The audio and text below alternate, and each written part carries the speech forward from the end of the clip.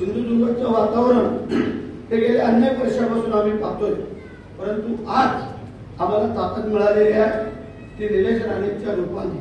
कारण तिचा अडचण होती, तर आमचे केसरकर साहेब भानगडी करणारे नाही, मारामारी करणारे नाही, अशाच तसं उत्तर देणार आहे ना. म्हणजे शिवसैनिकांनी भानगड केली ना तर शिवसैनिक होऊ शकत.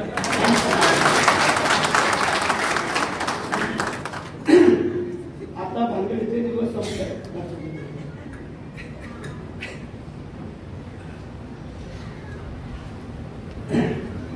म्हणजे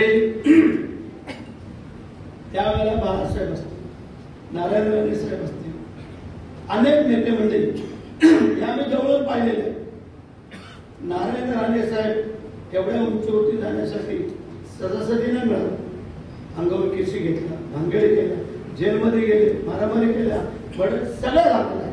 हे काय कोणी वेगळं कोणी सांगायची आवश्यकता नाही. देवीला सांगत ना आम्ही भानगडीला आपल्याला जुळून चालायचं, पण त्यांच्या पण काही मंडळी थोडं आम्हाला पण जुळून घ्यायला पाहिजे, हा आमचा सल्ला, बाकी काय नाही.